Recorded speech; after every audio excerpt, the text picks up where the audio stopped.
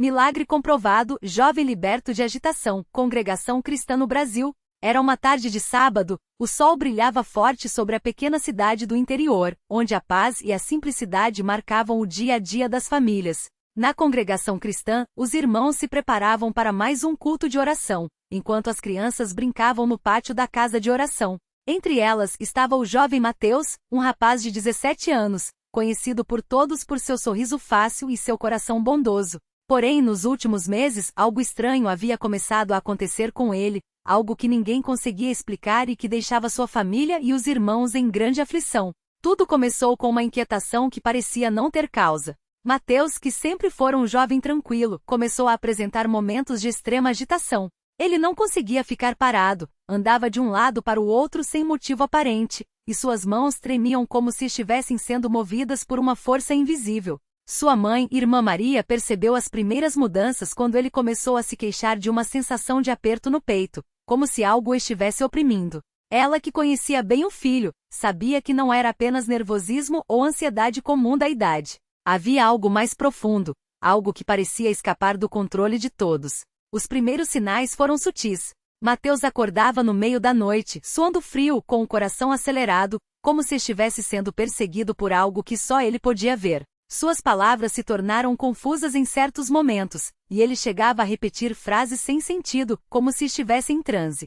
Sua irmã mais nova, Ana, contava com lágrimas nos olhos como ele, em certas ocasiões, olhava fixamente para o nada, como se estivesse vendo algo que não estava ali. Os irmãos da congregação, ao verem aquelas cenas, começaram a orar em silêncio, pedindo a Deus que revelasse o que estava acontecendo e que libertasse aquele jovem tão querido por todos. A situação piorou quando Mateus começou a ter crises mais intensas. Em uma tarde, enquanto ajudava seu pai no trabalho na roça, ele de repente largou a enxada e começou a correr sem direção, como se estivesse sendo perseguido. Seu pai, irmão João, tentou segurar-lhe, mas ele se debateu com uma força que não era sua, gritando palavras que não faziam sentido. Foi necessário que 3 homens o contivessem e mesmo assim, ele continuava a se debater, como se algo dentro dele estivesse lutando para sair. Sua mãe, ao ver aquela cena, caiu de joelhos no chão e começou a clamar a Deus com lágrimas. Senhor, o que está acontecendo com o meu filho? Por que ele está assim? Dá-me forças para entender e ajudar. Os médicos foram procurados, mas nenhum diagnóstico claro foi dado. Uns falavam em ansiedade extrema, outros em desequilíbrios químicos, mas nenhum remédio parecia fazer efeito. As crises continuavam, e Mateus começava a emagrecer, pois não conseguia comer direito. Sua mãe passava noites em claro, velando ao seu lado, enquanto ele se contorcia na cama, como se estivesse em uma batalha invisível. Os irmãos da congregação, ao saberem da situação, começaram a se organizar em grupos de oração. Todas as noites após o culto, eles se reuniam na casa da família para interceder por Mateus, pedindo a Deus que o libertasse daquele mal que parecia não ter explicação.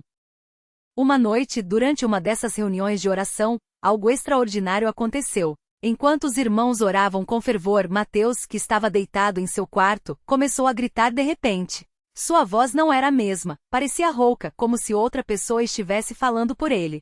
Os irmãos correram até o quarto e viram o jovem se debater na cama, com os olhos arregalados, como se estivesse possuído por um terror indescritível. Sua mãe, ao ver aquela cena, segurou sua mão com força e começou a orar em voz alta. Senhor Jesus, eu não sei o que é isso, mas tu sabes. Livra o meu filho, em nome de Jesus. Os irmãos se uniram àquela oração, e o quarto se encheu de um clamor que parecia tocar os céus. De repente, Mateus se acalmou. Seu corpo, que antes se contorcia, relaxou, e seus olhos se fecharam.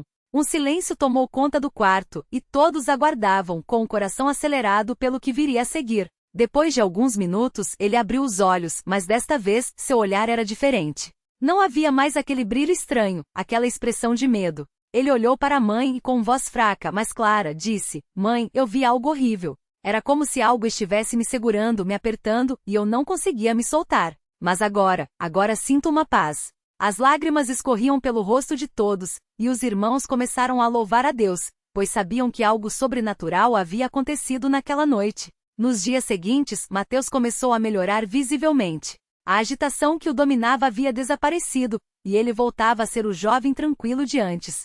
Sua mãe, emocionada, contava a todos como Deus havia ouvido suas orações e libertado seu filho.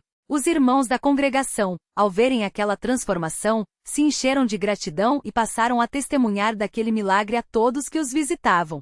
Mateus, por sua vez, começou a participar mais ativamente dos cultos, sempre agradecido por aquela segunda chance que Deus lhe havia dado. Mas a prova maior ainda estava por vir. Cerca de um mês depois daquela noite de oração, Mateus começou a sentir novamente uma leve inquietação. Não era tão intensa quanto antes, mas suficiente para deixá-lo preocupado. Ele procurou o irmão mais velho da congregação, irmão Pedro, e lhe contou o que estava sentindo. O irmão Pedro, homem de muita experiência e fé, ouviu atentamente e disse: Meu filho, o inimigo não desiste facilmente. Ele tenta voltar, mas nós não vamos deixar. Vamos orar juntos, e você vai ver que Deus não vai abandonar você. Eles se ajoelharam ali mesmo, na casa de oração, e começaram a clamar a Deus com todo o coração. Enquanto oravam, Mateus sentiu algo estranho acontecer dentro de si. Era como se uma força o puxasse para trás, tentando fazê-lo desistir da oração. Mas ele resistiu e, com lágrimas nos olhos, continuou a clamar: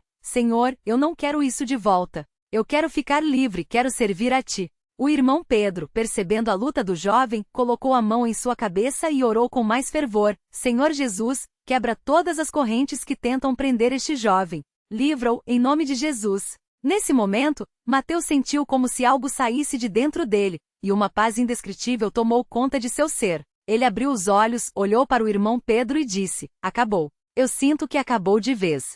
A partir daquele dia, Mateus nunca mais teve qualquer sinal daquela agitação. Ele voltou a viver normalmente, ajudando seus pais, participando dos cultos e sendo um testemunho vivo do poder de Deus. Sua família, que havia passado por tanto sofrimento, agora via com alegria o filho livre daquele mal. Os irmãos da congregação, ao verem aquela transformação, se fortaleceram na fé, sabendo que Deus ouve e responde às orações daqueles que o buscam com sinceridade. Hoje Mateus é um jovem cheio de vida e de fé. Ele sempre conta sua história para os mais novos, ensinando sobre a importância de buscar a Deus em todos os momentos, especialmente nas dificuldades. Sua mãe, Irmã Maria, nunca se cansa de agradecer a Deus pela vida do filho, e sempre que pode, testemunha daquele milagre para que outros possam crer. A congregação, por sua vez, guarda aquele relato como um exemplo do amor e do poder de Deus, que não abandona seus filhos e sempre está pronto a socorrê-los. Que este testemunho sirva para fortalecer a fé de todos nós, mostrando que não importa quão grande seja a luta, Deus está sempre ao nosso lado. Ele ouve nossas orações, vê nossas lágrimas e age em nosso favor. Que possamos, como Mateus e sua família, confiar nele em todos os momentos, sabendo que sua mão poderosa nos livra de todo o mal. A ele seja toda a glória, honra e louvor, pelos séculos dos séculos. Amém.